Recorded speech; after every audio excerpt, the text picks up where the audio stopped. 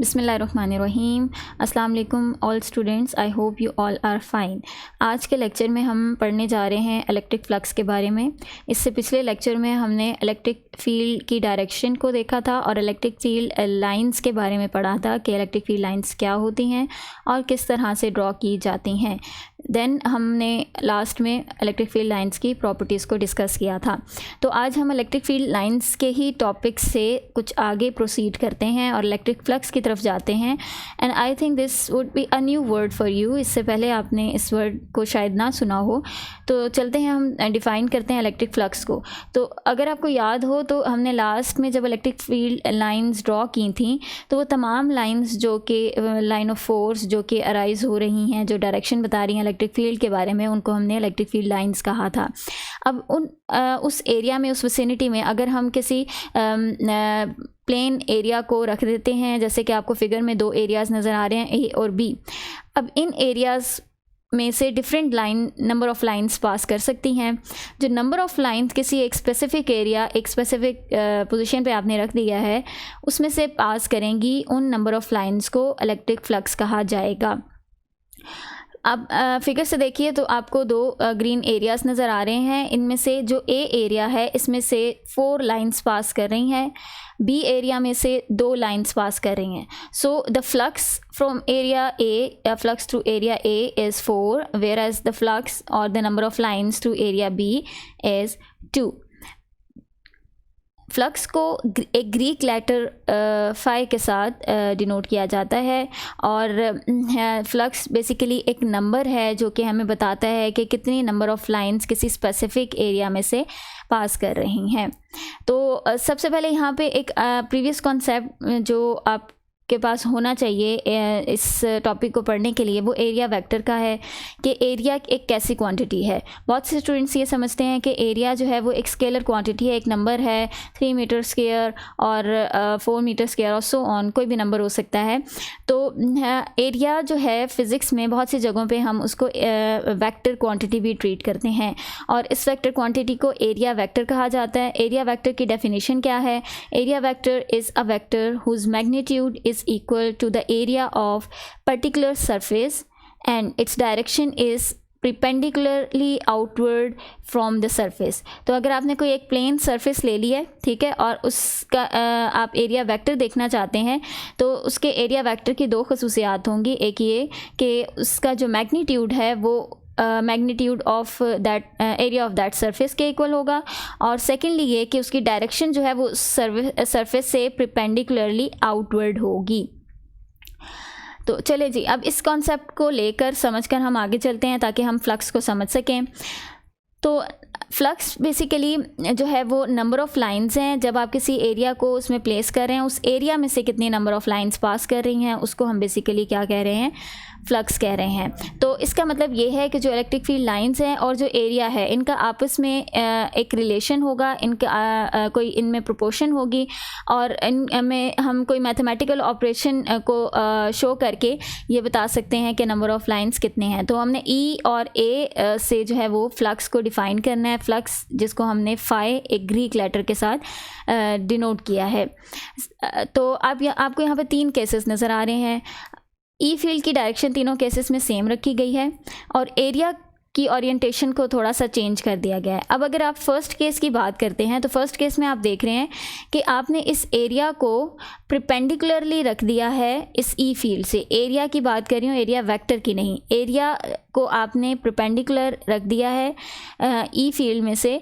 तो यहाँ से जितनी नंबर ऑफ़ लाइंस पास कर रही होंगी वो इस परपेंडिकुलर एरिया, ये जो परपेंडिकुलर एरिया है इसको ए परपेंडिकुलर यहाँ पे लिख दिया है, टाइम्स ई फील्ड जो उसकी स्ट्रेंथ है उसके साथ आप मल्टीप्लाई करेंगे तो जो आपके पास प्रोडक्ट का रिज़ल्ट होगा वो बेसिकली नंबर ऑफ़ लाइंस होंगी जो कि इस एरिया में से पास की हैं। सेकंड केस की तरफ जाएं तो आप यहाँ देख रहे हैं कि आपने अब इस एरिया को लाइन से पैरेलल रख दिया है। तो अब आप देख रहे हैं कुछ लाइंस ऊपर से इसमें से जा रही हैं, पास कर रही हैं, कुछ लाइंस नीचे से पास कर रही हैं, लेकिन इस एरिया को कोई लाइन क्रॉस नहीं कर रही। तो इसलिए चूँकि इस एरिया में से कोई लाइन गुज़र नहीं रही, लिहाजा इस केस में जो ई और ए का प्रोडक्ट है वो ज़ीरो होगा, यानी नंबर ऑफ़ लाइंस यहाँ पर ज़ीरो होंगी। और इसको ए पैरेलल से यहाँ पर हमने सिम्बलाइज़ कर दिया, लिख दिया है। अब इन दो के अलावा आपके पास एक और ऑप्शन हो सकता है, यानी any other at any other angle. आप एरिया को किसी भी और एंगल पे उसकी ओरिएंटेशन कर सकते हैं। यहाँ पे एरिया जो है वो परपेंडिकुलर है, यहाँ पे पैरेलल है। अब अगर आपके पास कोई और एंगल है, एरिया टिल्टेड है, स्लैंटेड है, टेढ़ा है, इस तरह से जिस तरह आपको नज़र आ रहा है, तो इस केस में फ्लक्स को किस तरह से फाइंड करेंगे। तो अब आप देख रहे हैं कि जिस तरह एक वेक्टर को हम उसके दो परपेंडिकुलर कंपोनेंट्स में रिजॉल्व कर सकते हैं, एक उसका पैरेलल और एक परपेंडिकुलर कंपोनेंट होता है, तो इसी तरह यहाँ पे एरिया को भी हम इस तरह से ड्रॉ कर सकते हैं कि ये जो एरिया है ये परपेंडिकुलर एरिया है और ये एरिया जो है वो पैरेलल एरिया है, और ये दोनों मिलकर इसको डिफ़ाइन कर रहे हैं, इस एरिया को जो कि स्लैंटेड पड़ा हुआ है। और इसका ये कॉन्सेप्ट जो है वो आप बेसिकली इस एरिया वेक्टर से भी निकाल सकते हैं। हर वेक्टर को उसके कंपोनेंट्स में रिजॉल्व किया जा सकता है। इस एरिया वेक्टर के भी दो कंपोनेंट होंगे, एक एक्स एक्सिस के अलॉन्ग, एक वाई एक्सिस के अलॉन्ग, और हर कंपोनेंट जो है वो उससे एसोसिएटेड एक एरिया होगा। तो लिहाजा उस हिसाब से आप यहाँ पर दो डिफरेंट एरियाज़ को लिख सकते हैं, और ट्रिग्नोमेट्री के रूल्स से हम इसको देखेंगे कि ये एरिया किसको हम कॉस थीटा के साथ और किसको हम साइन थीटा के साथ लिख सकते हैं। तो टोटल फ्लक्स जो पास कर रहा होगा, हमने इसको रिजॉल्व कर लिया दो डिफरेंट एरियाज़ में, और टोटल फ्लक्स जो आपके पास बेसिकली होगा वो ई टाइम्स ए पैरेलल प्लस ई टाइम्स ए परपेंडिकुलर के इक्वल होगा। इसी फिगर को हम थोड़ा सा मज़ीद डिस्कस करते हैं। अब आप यहाँ पे देख रहे हैं कि एंगल थीटा बन रहा है, ठीक है, और इस एंगल थीटा पे जैसे कि मैंने आपको पहले बता दिया पिछली स्लाइड में कि ई ए पैरेलल और ई ए परपेंडिकुलर के समेशन के इक्वल आपके पास रिज़ल्ट आएगा। लेकिन हमने पिछली स्लाइड्स में ये भी देखा था कि जो पैरेलल सरफेस है ई फील्ड से, उसमें से तो कोई लाइन पास नहीं कर सकती। तो इसका मतलब ये है कि इसमें कंट्रीब्यूशन सिर्फ किसकी होगी, ई ए परपेंडिकुलर की कंट्रीब्यूशन होगी। और यहाँ पे रेजोल्यूशन ऑफ वेक्टर्स से आप जो है वो इस परपेंडिकुलर कंपोनेंट को ए कॉस थीटा लिख सकते हैं। और अगर आपको ये चीज़ समझ नहीं आती तो फिर आप इसको एज एन होमवर्क ले लीजिए और अपने फर्स्ट ईयर की बुक्स को खोलें, जहाँ पे आपने रेजोल्यूशन ऑफ वेक्टर के बारे में पढ़ा था, और जहाँ पे आपने देखा था कि आपके पास अगर एक राइट एंगल ट्राइंगल हो तो उसमें बेस, परपेंडिकुलर और हाइपोटेन्यूज के ज़रिए हम साइड्स को कॉस थीटा और साइन थीटा की टर्म्स में लिख सकते हैं। तो यहाँ पे ए परपेंडिकुलर जो है वो ए कॉस थीटा के इक्वल लिखा जा सकता है। जब आप ए परपेंडिकुलर की वैल्यू को इस इक्वेशन में सब्स्टिट्यूट करते हैं तो जो आपके पास रिज़ल्ट आता है वो रिज़ल्ट होता है ई ए कॉस थीटा। अब ये जो प्रोडक्ट है, ये प्रोडक्ट आप फर्स्ट ईयर में आपने वेक्टर्स के चैप्टर में दो टाइप के प्रोडक्ट पढ़े थे, एक स्केलर प्रोडक्ट या डॉट प्रोडक्ट कहलाया था और एक वेक्टर प्रोडक्ट या क्रॉस प्रोडक्ट कहलाया था। तो ये जो डेफिनेशन है बेसिकली ये जाहिर कर रही है डॉट प्रोडक्ट को, यानी E multiply by A cos theta. तो यहाँ पे जब आप इसके डेफिनेशन को ट्रांसलेट करेंगे तो यहाँ आप इसको लिख सकते हैं ई डॉट ए। अब ई और ए बोल्ड में लिखा हुआ है, तो याद रखिए कि अब ये सिर्फ मैग्नीट्यूड नहीं है इलेक्ट्रिक फील्ड इंटेंसिटी और एरिया का, बल्कि इनकी डायरेक्शंस को भी देख रहा है। तो यहाँ से आप फाइनली रिज़ल्ट के बाद इनके यूनिट्स को भी निकाल सकते हैं। यूनिट आप इलेक्ट्रिक फील्ड का पिछले चैप्टर्स में पिछले लेसन्स में देख चुके हैं, जो कि न्यूटन पर कूलम था, और एरिया का यूनिट मीटर स्क्वायर होता है, लिहाजा ई और ए का यूनिट जो है वो न्यूटन मीटर स्क्वायर पर कूलम के इक्वल होगा। जी, अभी तक हमने जो है वो डिस्कस किया था area through a plane surface. जो अभी आपने सरफेसेस देखी हैं पीछे, मैं आपको दोबारा दिखा देती हूँ। तो ये एरिया थे, हमने इनके लिए प्लेन सरफेसेस ली थी, ठीक है। लेकिन अगर आपके पास सरफेस जो है वो कर्व हो जाए, यानी आपने फॉर एग्जांपल ये जो ग्रीन कलर का प्लेन एरिया देखा है, इसके दोनों साइड्स को पकड़ें और रोल कर दें तो ये कर्व्ड सरफेस बन जाएगी। अब इसमें से कितना फ्लक्स पास करेगा, या आपने कोई एक बॉल रख दी है और उसमें से कितना इलेक्ट्रिक फील्ड लाइंस पास कर रही हैं, कितना फ्लक्स पास कर रहा है, इस चीज़ को जब समझना है आपने तो फिर आपको क्या करना पड़ेगा। तो बेसिकली हम जो पहले रिज़ल्ट निकाल चुके हैं यानी flux through a plane surface, उसी को हम यहाँ पे यूज़ करेंगे। किस तरह यूज़ करेंगे इस चीज़ को समझाने के लिए मैं फ़ुटबॉल की एग्जांपल लेती हूँ। आपके सामने आपको यहाँ पे एक फ़ुटबॉल नज़र आ रहा है। अब आप देख रहे हैं कि ये फ़ुटबॉल जो है वो बहुत सारे पैचेस को मिलाकर बनाया गया है। तो अगर आप इनको अनटाई कर दें तो आपके पास फ्लैट पैचेस बन जाएंगे और हेक्सागोनल शेप के फ्लैट पैचेस बन जाएंगे। तो इसका मतलब ये है कि हम किसी एक स्फेरिकल शेप को या कर्व्ड सरफेस को फ्लैट एरियाज़ में चेंज कर सकते हैं। जिस तरह के एक फ़ुटबॉल जो है वो फ्लैट पैचेस को गट्ठे स्टिच करके एक पूरा बॉल बना दिया जाता है, इसी तरह से हम उनको डिवाइड करके वापस किस तरफ भी जा सकते हैं, प्लेन एरियाज सरफेसेस की तरफ भी जा सकते हैं। तो यही कॉन्सेप्ट हम यहाँ पे यूज़ करेंगे। हमारे पास कोई भी कर्व्ड सरफेस होगी, उसमें से हम टोटल फ्लक्स जब निकालना चाहेंगे तो हम उस सरफेस को इस तरह के पैचेस में, शेप लाजमी नहीं है कि हेक्सागोनल हो, आप स्क्वायर रेक्टेंगुलर शेप ले सकते हैं, इस तरह के पैचेस में पूरे एरिया को डिवाइड कर देंगे और हर पैच से अलग एरिया निकालेंगे ताकि हम कौन से फार्मूला को यूज़ कर सकें, इस फार्मूला को यूज़ कर सकें जो कि basically flux through a plain area है। तो फिर एंड पे हम उन सब को ऐड कर लेंगे। तो यहाँ पे हम स्टार्ट करते हैं कि एक हम स्फीयर से जिसके सेंटर में +Q चार्ज पड़ा है, स्फीयर आपको पता है बॉल की जो शेप है वो स्फीयर कहलाती है। तो आपके पास कोई एक स्फेरिकल सरफेस है और उसके सेंटर में आपने एक +Q चार्ज रखा हुआ है। तो अब इस पूरी सरफेस से, इस बॉल शेप सरफेस से कितना फ्लक्स पास करेगा, कितनी नंबर ऑफ़ लाइंस पास करेंगी, ये हमने यहाँ पर फाइंड करना है। तो ये जो फिगर आपको नज़र आ रही है आपके बुक की फ़िगर है, इसमें एरिया का वेक्टर दिखाया गया है जो हम डिस्कस कर चुके हैं। स्मॉल पैच आपको एक दिखा दिया गया है। फुटबॉल की तरह हम यहाँ पे मैथ्स में क्या करेंगे, सोल्यूशन में अपने इस तरह के तमाम n नंबर ऑफ़ पैचेस लेंगे जिनको जब हम बाद में ऐड अप करें तो पूरा ये स्फीयर वापस बन जाए। तो एक पैच आपको यहाँ दिखाया गया है और उस पैच के एरिया की डायरेक्शन परपेंडिकुलरली आउटवर्ड है इस पैच से, ठीक है। और ई फील्ड की डायरेक्शन भी आपको दिखा दी गई है। चूँकि पॉजिटिव Q चार्ज है तो आपको मालूम होना चाहिए कि +Q चार्ज से जो फील्ड बनता है वो रेडियली आउटवर्ड होता है। हम पिछले लेक्चर में इसको डिस्कस कर चुके हैं। तो इन कॉन्सेप्ट्स को यूज़ करके हम आगे चलते हैं। तो सबसे पहले हमने ये कंसीडर कर लिया कि इस पूरे स्फीयर को हमने n number of area elements यानी delta A small area elements में डिवाइड कर दिया। अब जब फ्लक्स की बात कर रहे हैं तो फिर हर एरिया एलिमेंट से उसका फ्लक्स निकालना है और फिर एंड पर हमने उसको ऐड कर देना है।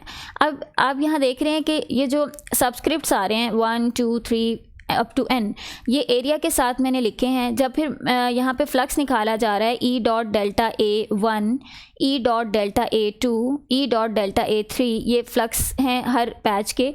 तो इसके साथ E के साथ मैंने 1 2 3 नहीं लिखा।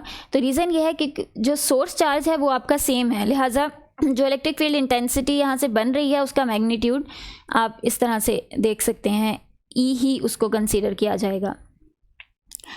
तो इसलिए फिर तमाम फ्लक्स को flux through area 1, flux through area 2, flux through area 3 and so on up to flux through area n, इन सब को आप जब ऐड अप करेंगे तो टोटल इलेक्ट्रिक फ्लक्स आ जाएगा जो कि इस स्फेरिकल बॉडी से की सरफेस से पास कर रहा है।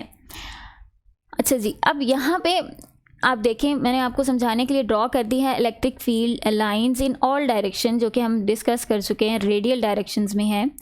तो अगर आपका पैच यहाँ पर मौजूद है और E और A में पैरेलल आप देख रहे हैं, दोनों लाइंस पैरेलल हैं, 0 डिग्री एंगल आ रहा है, या आप इधर के पैच की बात कर रहे हैं तो भी आप देख लें कि E की लाइन जो होगी और A की लाइन जो कि आउटवर्ड होगी वो दोनों एक ही वही एंगल बना रहे होंगे जो ये पैच बना रहा है। तो सो ऑन हर डायरेक्शन में एंगल जो है वो एरिया और E के दरमियान सेम ही बनेगा, लिहाजा डॉट प्रोडक्ट से जो cos थीटा आ रहा था उसकी वैल्यू 1 हो जाएगी 0 डिग्री होने की वजह से।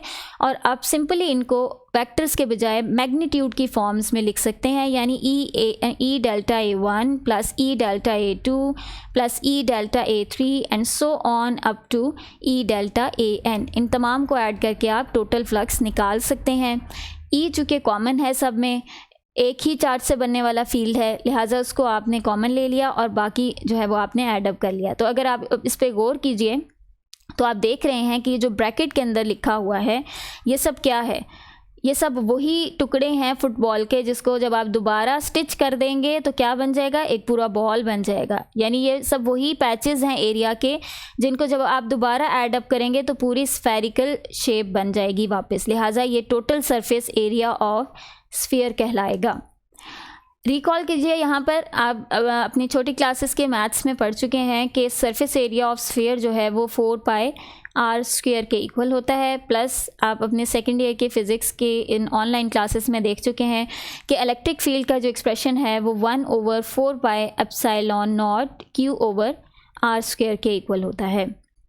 यही दो वैल्यूज़ जो है वो E और टोटल सरफेस एरिया की जगह हम लिखते हैं।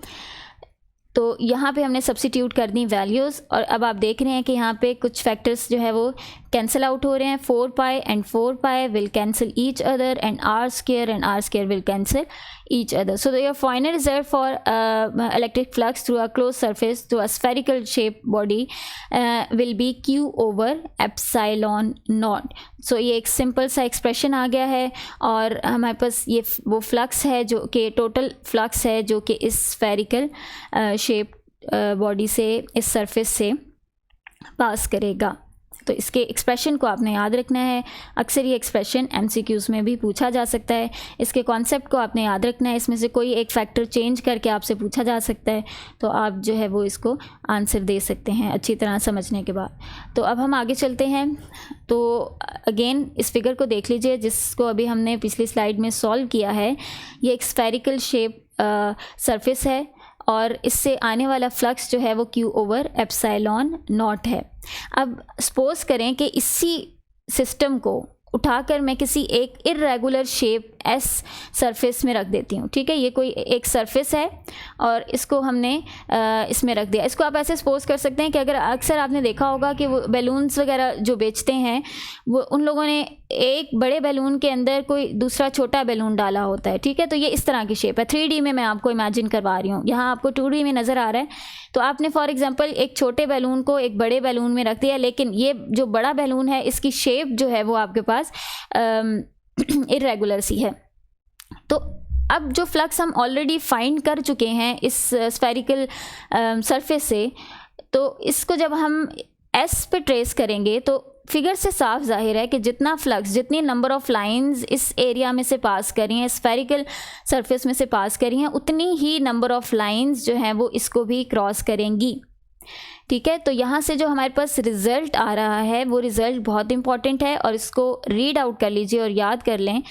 सो we conclude that the electric flux is independent of shape and depends upon source charge and medium in which charge is placed. तो इलेक्ट्रिक फ्लक्स जो है वो इस चीज़ पे डिपेंड नहीं कर रहा कि आपने उसको किस शेप के अंदर रखा हुआ है, किस शेप की सरफेस में रखा है, बल्कि इसकी डिपेंडेंस किस पे है कि जो चार्ज इस फील्ड को बना रहा है, जिसके फ्लक्स को आप देख रहे हैं, जो आपका सोर्स चार्ज है उसका मैग्नीट्यूड कितना है और वो चार्ज पॉजिटिव है या नेगेटिव है।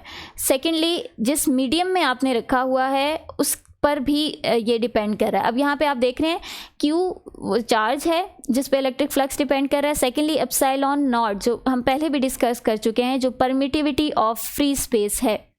तो अगर आप इसको चेंज कर देते हैं, फ्री स्पेस के बजाय आपने अपने सिस्टम को किसी और मीडियम में रख दिया, वाटर में रख दिया, रबर में रख दिया और एनीथिंग एल्स, तो फिर आप जो है वो इस एप्सिलॉन को चेंज करेंगे और इसकी जगह रिलेटिव परमिबिलिटी के साथ एक नंबर जो है वो एप्सिलॉन के साथ, ε0 के साथ मल्टीप्लाई करेंगे। तो ये वो कॉन्सेप्ट था आज का जो कि आप तक पहुंचाना था और आई होप कि आपको ये तमाम पॉइंट्स समझ आए होंगे।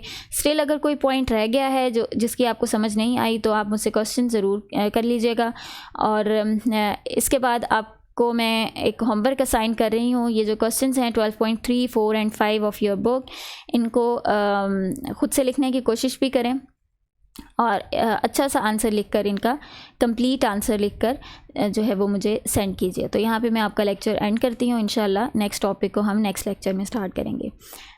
अल्लाह हाफिज़।